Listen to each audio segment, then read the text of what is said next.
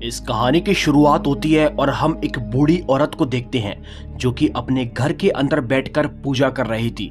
लेकिन तभी थोड़ी देर के बाद उस बूढ़ी औरत की पोती वहां पर आती है और वो उसे मुखौटा पहनकर डरा देती है। ये सब देखकर उस बूढ़ी औरत को बहुत अजीब लगता है और तभी वो उसे वहां से भगा देती है। वेल गाइस, इसके बाद तभी यहाँ से कहानी शिफ्ट होती है और अब हम रात के अंधेरे में इसी घर को देखते हैं और इस घर के अंदर जो नौकर काम करता था हम उसको देखते हैं। वो रात के वक्त पर किसी काम से बाहर आता है, लेकिन वो जैसे ही अपना काम कर रहा था तभी उसे कुछ अजीबोगरीब प्रकार की आवाजें सुनाई देती है और जब वो सामने की ओर देखता है तो उसे वहां पर कोई आकृति दिखाई देती है। वो आकृति पूरी तरह से एक काली दिखाई दे रही थी, लेकिन धीरे धीरे करके वो उसके करीब आती जा रही थी। अब जैसे ही वो आकृति धीरे धीरे करके उसके करीब आती है तो वो बहुत डर जाता है, क्योंकि ये कोई इंसान नहीं बल्कि ये कोई शैतान था जो कि एक डरावना मुखौटा पहना हुआ था। अगले ही पल वो शैतान उस मुखौटे को अपने चेहरे से हटाता है तो अब वो देखता है कि उस शैतान का चेहरा बहुत ही भयानक है। दरअसल उसके 3 चेहरे होते हैं और ये देखकर वो नौकर बहुत डर जाता है।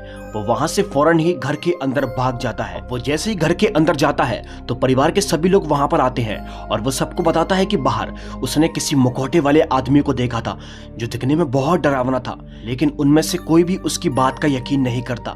हालांकि एक आदमी जिसका नाम राजवीर है वो बाहर देखने के लिए जाता है कि आखिर बाहर कौन है, लेकिन उसे बाहर कोई भी दिखाई नहीं देता। और तभी दोस्तों इसी बीच हम उस मुखौटे को देखते हैं जो कि इनके दरवाजे पर पड़ा हुआ था और राजवीर ने जैसे ही घर का दरवाजा खोला था तो वो मुखौटा अपने आप ऑटोमेटिकली घर के अंदर प्रवेश कर गया था।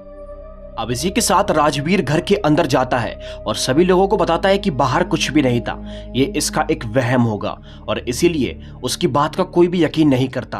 वेल, इसके बाद तभी अगले ही सीन में सुबह हो जाती है और सुबह के वक्त पर वो बूढ़ी औरत अपने घर के अंदर एक बार फिर से पूजा कर रही थी, लेकिन पूजा करते करते उसे दरवाजे पर वही मनहूस मुखौटा दिखाई देता है।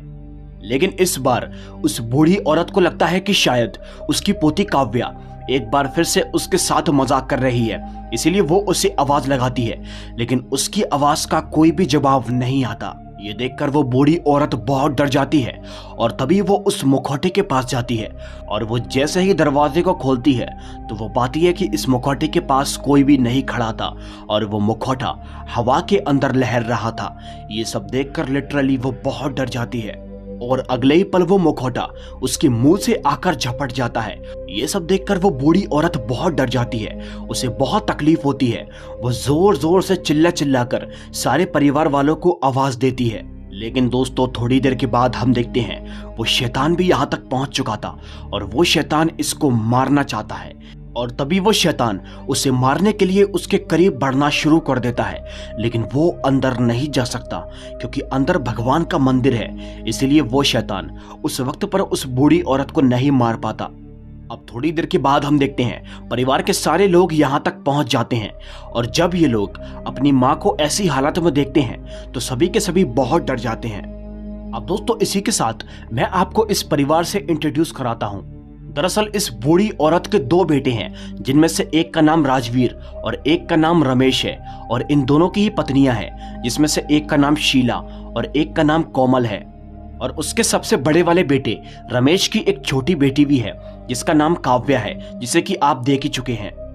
अब जब परिवार के सभी लोग यहाँ पर होते हैं तो इनके साथ इनके घर का नौकर भी होता है जिसने कि उस मुखौटे को ऑलरेडी उस रात को देख लिया था और जब वो एक बार फिर से इस मुखौटे को देखता है तो दोस्तों वो बहुत डर जाता है। अब दोस्तों इसी के साथ रमेश अपनी बेटी काव्या पर गुस्सा करता है क्योंकि उसको ऐसा लगता है शायद उसकी बेटी काव्या ने एक बार फिर से माँ जी को डराने की कोशिश की है, लेकिन इस बात में कोई भी सच्चाई नहीं थी।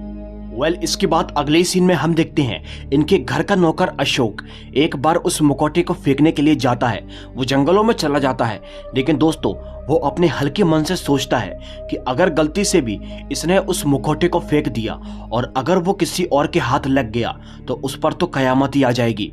इसीलिए वो फैसला करता है कि वो इस मुखौटे को फेंकेगा नहीं बल्कि इसको गाड़ देगा। अब इसी के साथ वो यहाँ पर गड्ढे को खोदता है और गड्ढा खोदने के बाद वो उस मुखौटे को गाड़ना चाहता है, लेकिन इससे पहले कि वो उस मुखौटे को गाड़ पाता तभी उसे उस मुखौटे के पीछे बहुत सारा सोना दिखाई देता है, जिसे देखकर उसका मन पूरी तरह से ललचा जाता है और शायद यही उसका एक लालच था जो कि उसके ऊपर बहुत भारी पड़ने वाला था। अब दोस्तों इसी के साथ अशोक उस मुखौटे को बड़ी ही गौर से देखने लगता है, उसके अंदर लगे हुए सोने को। और जब वो ऐसा करता है तभी अचानक से वो मुखौटा अगले ही पल जोर से उसके ऊपर झपट जाता है। अब इसी के साथ वो शैतान भी यहाँ पर आ जाता है क्योंकि उसने अशोक को अपने जाल में पूरी तरह से फंसा लिया था। अगले ही पल हम देखते हैं वो मुखौटा अशोक को भी खा जाता है और जब वो मुखौटा अशोक को खाता है तो वो शैतान खुद अशोक के होलिये के अंदर तब्दील हो जाता है, यानी कि ये मुखौटा जिसको भी खाएगा वो शैतान उसी की तरह बन जाएगा। लेकिन इस मुखौटे के पीछे एक बहुत भयानक रहस्य है जिसके बारे में मैं आपको इस कहानी के अंत में बताऊंगा, तो प्लीज वीडियो में एंड तक जरूर बने रहिएगा। तो चलिए अब आगे बढ़ते हैं। इसके बाद तभी अगले ही सीन में हम देखते हैं काव्या यहाँ पर बहुत उदास बैठी हुई थी। तभी उसकी माँ शीला यहाँ पर आती है और उसे मनाने की कोशिश करती है। वो उससे कहती है कि पापा की गलती है, वो तुम्हारी बात पर यकीन नहीं करते। और तभी वो उसे मनाने के लिए फ्रिज से चॉकलेट लेने के लिए जाती है। लेकिन दोस्तों जब वो चॉकलेट लेकर वापस लौट रही थी तभी अचानक से उसके सामने अशोक आ जाता है, या फिर कह लो कि वही शैतान आ जाता है। वो शैतान उसे बड़ी ही गौर गौर से देख रहा था। अब शीला को बहुत अजीब लगता है, उसे कुछ भी समझ में नहीं आता कि अशोक को न जाने क्या हो गया है। लेकिन इससे पहले कि वो कुछ और समझ पाती तभी यहाँ पर वो शैतान उस मुखौटे को उसके चेहरे पर लगा देता है और बस फिर क्या, देखते ही देखते वो मुखौटा शीला को भी खा जाता है। अब थोड़ी देर के बाद उसकी चिल्लाने की आवाज सुनकर उसकी बेटी काव्या यहाँ तक पहुँचती है, लेकिन उसे उसकी माँ कहीं भी दिखाई नहीं देती। और इसी बीच उसके पापा रमेश भी यहाँ तक पहुँच जाते हैं। वो अपनी बेटी से पूछते हैं कि आखिर तुम्हारी माँ कहाँ है, लेकिन वो बोलती है कि मुझे माँ के बारे में कुछ नहीं मालूम। वो मेरे लिए चॉकलेट लेने आई थी लेकिन अब कहाँ चली गई है वो मुझे नहीं पता।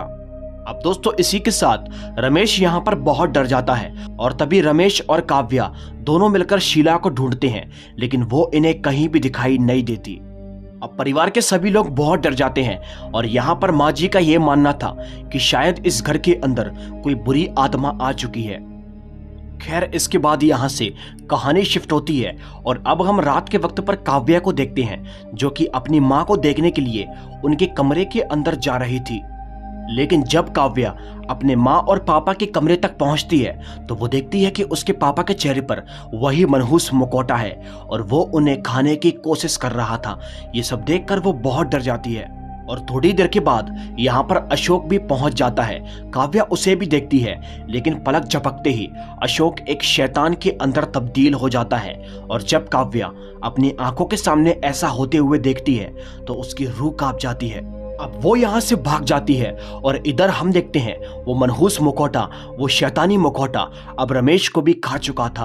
और जब ऐसा होता है तो वो शैतान अपना रूप बदलकर रमेश के रूप के अंदर तब्दील हो जाता है और दोस्तों काव्या ऐसा छुपकर देख लेती है। इसी के साथ अब वो अपनी दादी के पास भागती है और उन्हें सारी बात बताती है। अब उसकी दादी को तो पहले से ही शक था, लेकिन जब वो अपनी पोती के मुंह से ऐसी बातें सुनती हैं तो उनको यकीन हो जाता है कि इस घर के अंदर कोई बुरी शक्ति जरूर आ चुकी है। अब दोस्तों इसी के साथ उसकी दादी काव्या से बोलती हैं कि तुम्हें मंदिर से पंडित जी को बुलाकर लाना होगा। अब सिर्फ वो ही हैं जो हमारी मदद कर सकते हैं। हमारे परिवार पर एक बुरा साया मंडरा रहा है। अब दोस्तों इसी के साथ काव्या भी अपनी दादी की बात को मान जाती है और तभी वो मंदिर की ओर भागती है और मंदिर जाकर पंडित जी को अपने साथ घटित हुई सारी घटनाओं के बारे में बता देती है। अब जब पंडित जी छोटी बच्ची के मुंह से ऐसी बातें सुनते हैं तो वो भी बहुत ही शौक हो जाते हैं और वो समझ जाते हैं कि कुछ ना कुछ गड़बड़ जरूर है, इसलिए काव्या के साथ वो भी चले जाते हैं। अब जब काव्या पंडित जी को अपने साथ घर पर लेकर जाती है तो उसे वहां पर कोई भी दिखाई नहीं देता, यानी कि परिवार के सारे लोग अभी यहाँ पर नहीं थे, क्योंकि इधर दूसरी तरफ हम देखते हैं उस शैतान, उस दरिंदे ने परिवार के सारे लोगों को बंदी बना लिया था और वो एक तहखाने के अंदर था। और अगर सही वक्त पर पंडित जी ने इस परिवार की मदद नहीं की तो शायद इनमें से कोई भी नहीं बचेगा। अब इसी के साथ पंडित जी अपनी शक्तियों के बदौलत उस तहखाने को ढूंढने की कोशिश करते हैं। अब इसी के साथ थोड़ी देर के बाद पंडित जी अपनी शक्तियों के बदौलत उस तहखाने को ढूंढ लेते हैं।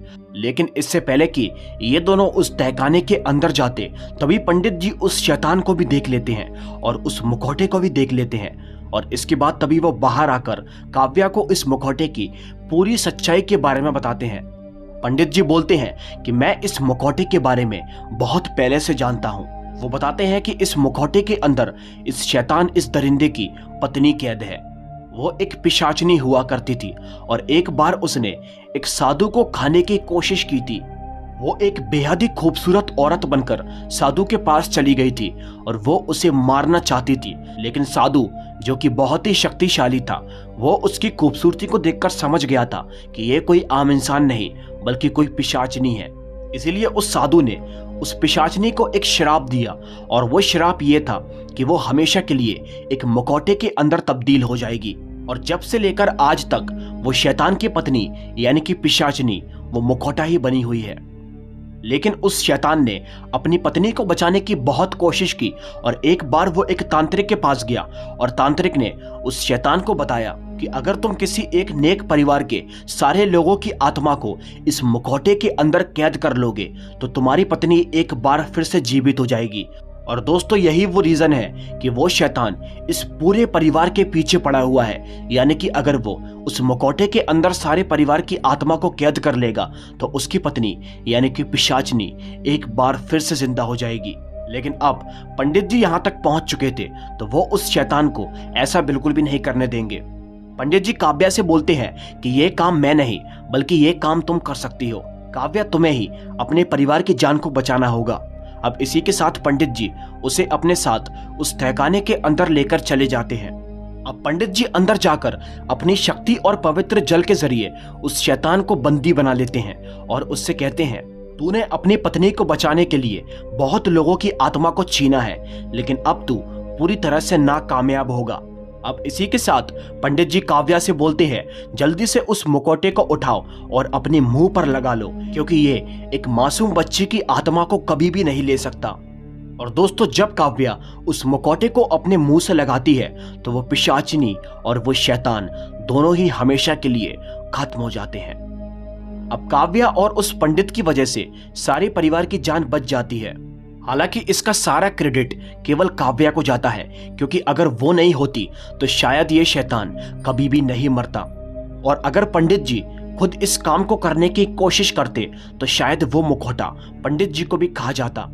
लेकिन उस मुखौटे ने काव्या का कुछ नहीं बिगाड़ पाया, क्योंकि दोस्तों छोटे बच्चे भगवान का रूप होते हैं और इस बात में 1% भी झूठ नहीं है।